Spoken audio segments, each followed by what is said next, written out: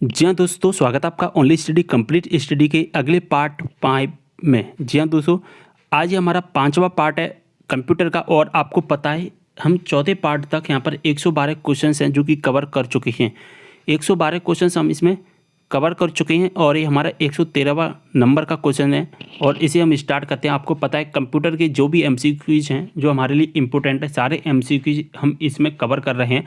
तो हमारा 113वां क्वेश्चन, हम ज़्यादा टाइम वेस्ट नहीं करते हैं कि फालतू का ज्ञान बांटें, डायरेक्टली आते हैं कंप्यूटर के क्वेश्चन स्टार्ट करते हैं। और जैसे ही कंप्यूटर के क्वेश्चन 10-12 मिनट का वीडियो होता है हम आपके लिए लेकर आ जाते हैं और ज़्यादा इसमें बातचीत नहीं करते हैं। चलिए स्टार्ट करते हैं। पीसी का पूरा नाम क्या होता है, जल्दी से मुझे आंसर बता दीजिए। बहुत ही सिंपल है, इसमें हम ज़्यादा टाइम वेस्ट नहीं करेंगे। B personal computer. चलिए, एक्सेसरीज जिस स्थान पर सिस्टम यूनिट से जुड़े होते हैं उसे क्या कहते हैं? क्या कहते हैं? सिस्टम यूनिट से जो भी चीज़ें जुड़ी होती हैं, एक्सेसरीज जिस स्थान पर सिस्टम यूनिट से जुड़े होते हैं उसे हम क्या कहते हैं? 114 का आंसर बता दीजिए। उसे हम पोर्ट कहते हैं। आपको पता है सिस्टम यूनिट का मतलब हो गया हमारा सीपीयू। ठीक है, सीपीयू के पीछे यहाँ पर पोर्ट बने होते हैं। और जैसे हम माउस लगाते हैं, कीबोर्ड लगाते हैं, हम कहाँ पर लगाते हैं? पोर्ट में ही लगाते हैं ना। यहाँ पर पोर्ट बने होते हैं सीपीयू के पीछे। सारी जानकारी समझ में आ गई।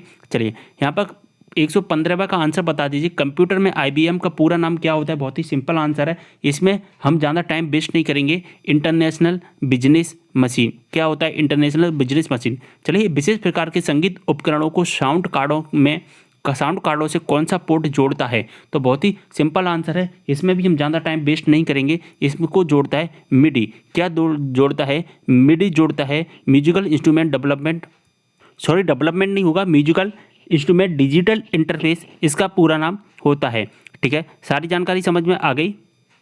चलिए अगला क्वेश्चन देखते हैं कि संपूर्ण कंप्यूटर प्रणाली के संप्रेषण नियंत्रण करता है। संपूर्ण कंप्यूटर प्रणाली के लिए एक संप्रेषण नियंत्रण करता है। कौन करता है? कंप्यूटर प्रणाली को, पूरी की पूरी जो कंप्यूटर इंटरफेस जो प्रणाली होती है, पूरी की पूरी प्रणाली, पूरी की पूरी सिस्टम को कौन कंट्रोल करता है? कौन करता है? 117 का आंसर आपको पता है कौन करता है? मदरबोर्ड करता है। सारी की सारी चीज़ें मदरबोर्ड पर ही बनी होती है। प्रोसेसर तो केवल प्रोसेसिंग का काम करता है। आप यहाँ पर प्रोसेसर मत लगा देना कि प्रोसेसर देखकर, प्रोसेसर केवल प्रोसेसर करता है का काम करता है प्रोसेस का। लेकिन यहाँ पर जो कंट्रोल करता है, पूरा का पूरा कंट्रोल मदरबोर्ड करता है। और कंट्रोल कैसे करता है? बसेस के द्वारा। जैसे कि सिस्टम बस इसमें होती हैं, डाटा बस इसमें होती हैं, सारी की सारी बसेस होती हैं, वो मदरबोर्ड पर ही बनी रहती हैं। 118 डिस्क को पढ़ने के लिए प्रयोग में आने वाला हार्डवेयर होता है। डिस्क को पढ़ने के लिए प्रयोग में आने वाला कौन सा ड्राइवर होता है? Disk driver. जैसे सीडी का सीडी ड्राइवर होता है, ठीक है, हार्ड डिस्क का डिस्क ड्राइवर होता है, एंड प्रॉपी का प्रॉपी ड्राइवर होता है। सभी के अलग अलग ड्राइवर होते हैं। इलेक्ट्रॉनिक कंपोनेंट वाले थिन प्लेट या बोर्ड को कहते हैं, क्या कहते हैं दोस्तों? 119 का जल्दी से मुझे आंसर बता दीजिए। चलिए मैं इसके और देता हूँ।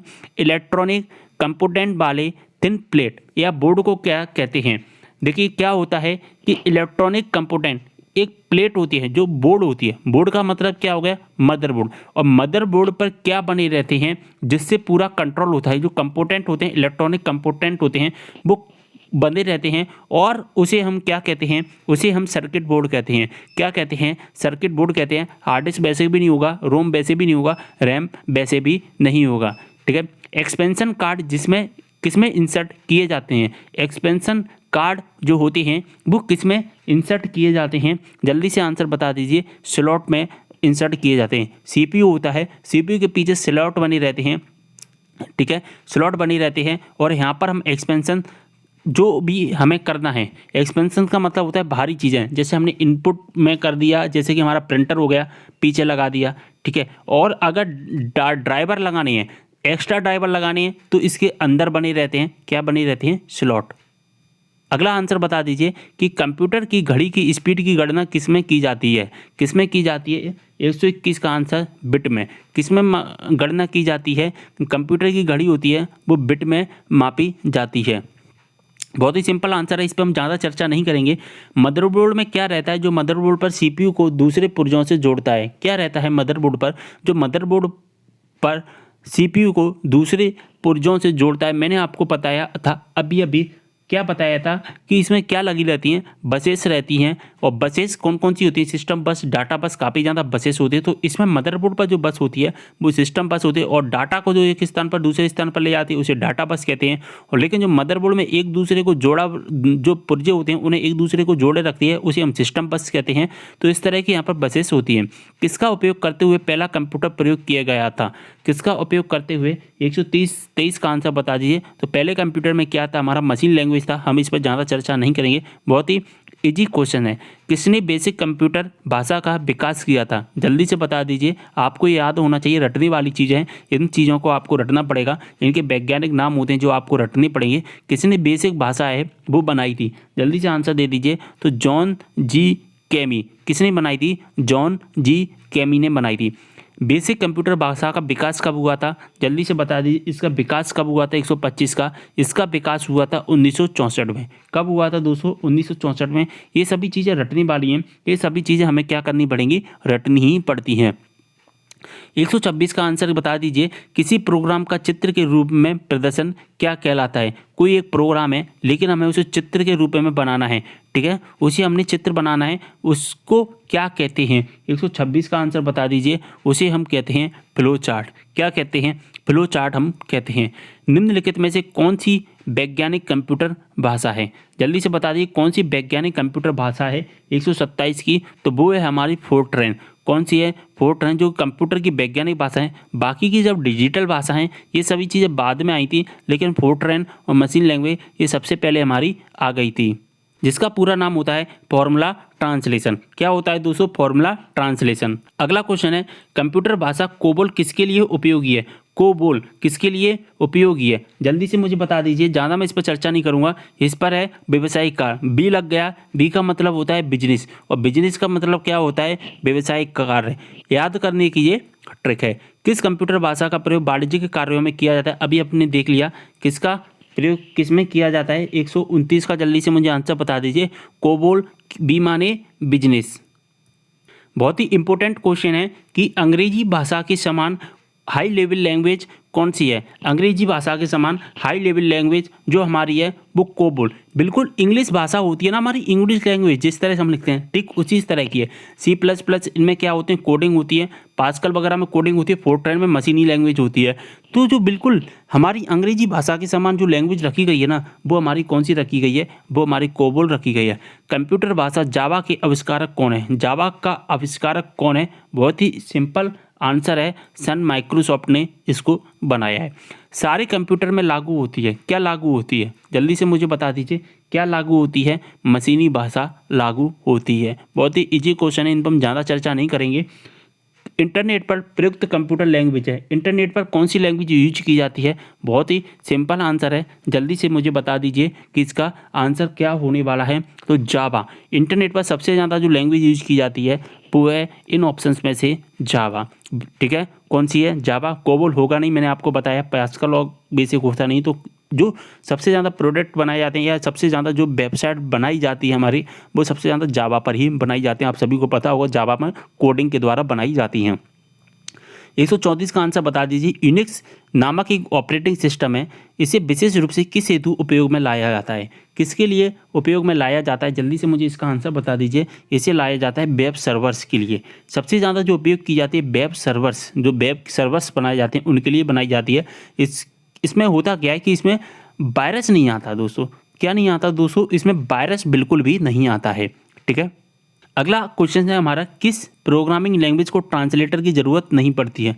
किसको ट्रांसलेटर ज़रूरत नहीं पड़ती है, हाई लेवल लैंग्वेज, बेसिक, सी या मशीनी लैंग्वेज। बहुत ही इजी क्वेश्चन है, इसका आंसर जल्दी से मुझे बता दिए। मशीनी लैंग्वेज को ट्रांसलेटर की ज़रूरत नहीं पड़ती, इन सभी को हाई लेवल लैंग्वेज को ट्रांसलेटर लगानी पड़ती हैं। इंटरप्रेटर वगैरह आप सभी को पता होगा ट्रांसलेटर होते हैं।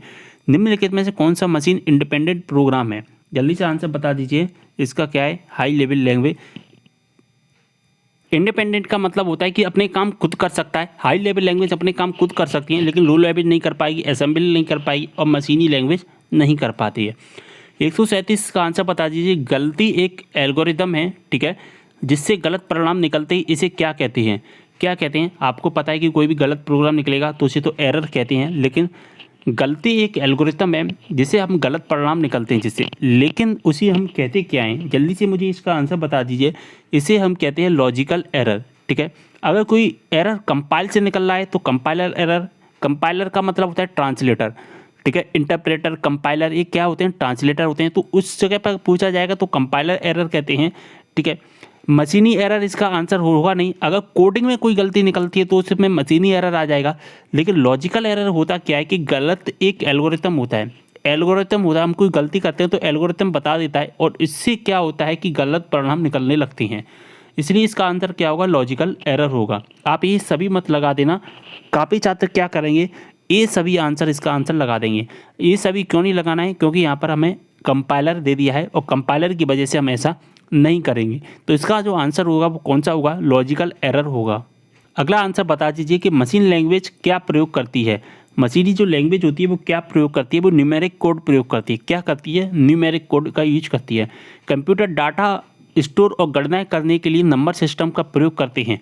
आपको पता है नंबर सिस्टम का प्रयोग करते हैं, लेकिन वो कौन सा नंबर सिस्टम होता है हमारा, वो होता है बाइनरी नंबर सिस्टम। 140 का आंसर बता दीजिए, निम्नलिखित में से स्टोरेज का सबसे बड़ा यूनिट कौन सा होता है। केबी होगा नहीं। ठीक है, केबी से बड़ा एमबी, एमबी से बड़ा जीबी, तो कौन सा होगा, टीबी हो जाएगा 140 का बी। बिट विकास का लघु रूप है, किसका है, बिट। बिट किसका है, जल्दी से मुझे बता दीजिए। बाइनरी डिजिट, बाइनरी नंबर किसका है। तो 141 का जो आंसर हो जाएगा बाइनरी डिजिट। बिट का इसका ये मतलब है कि बिट की फुल फॉर्म क्या है, तो वो होती है बाइनरी डिजिट। एक बाइट से कितने विकल्प होते हैं, एक बाइट से कितने विकल्प निकलते हैं, एक बाइट से कितने विकल्प निकलते हैं। बहुत ही इजी क्वेश्चन है, इससे निकलते हैं 8। ठीक है, 8। कंप्यूटर मेमोरी की सबसे छोटी इकाई क्या कहलाती है, तो मेमोरी होती है। मेमोरी की सबसे छोटी इकाई क्या कहलाएगी, तो वो कहलाती है दोस्तों हमारी बिट। और ये बहुत ही सिंपल आंसर है, बहुत ही सिंपल क्वेश्चन है। आपको पता होगा कंप्यूटर की मेमोरी क्या होती है, उसको हम कहते हैं सबसे छोटी जो होती है वो बिट होती है कंप्यूटर की मेमोरी। ठीक है, बिट से बनता है बाइट, बाइट के बाद केबी, केबी के बाद एमबी, एमबी के बाद जीबी, इस तरह से बनते चले जाते हैं। कितना बाइट मिलकर एक केबी बनता है, कितना बाइट मिलकर एक केबी बनता है। अब ये आपको सभी को याद होना चाहिए लाइन बाय लाइन। अगर आपको नहीं पता है तो इसके बारे में अलग से वीडियो बना दूंगा। 144 का आंसर अभी आप समझ लीजिए कि 1024 होगा। एक बाइट मिलकर कितने किलोबाइट बनता है, मैंने आपको बताया बिट हो गया। बिट से बड़ा होता है बाइट। ठीक है, और बाइट से बड़ा होता है केबी। तो केबी कितना होता है, केबी होता है हमारा 1024। आपको पता होगा एमबी कितना होता है 1024, जीबी कितना होता है 1024। इस तरह का होता है ना। अगर 1 किलोबाइट पूछा है तो 1024 समझ लेना आप। ठीक है, अगर आपको इसके बारे में नहीं पता है तो मैं अलग इसके बारे में सेपरेट वीडियो बना दूंगा। बाइनरी नंबर प्रणाली में कितने अंक होते हैं, बाइनरी नंबर प्रणाली में कितने अंक होते हैं, तो इसमें होते हैं बाइनरी में 2। कितने होते हैं, 2। अक्षर तथा चिन्हों को बाइटों में स्टोर करने की विधि को क्या कहते हैं। अक्षर और जो चिन्ह होते हैं उन्हें हम स्टोर करते हैं।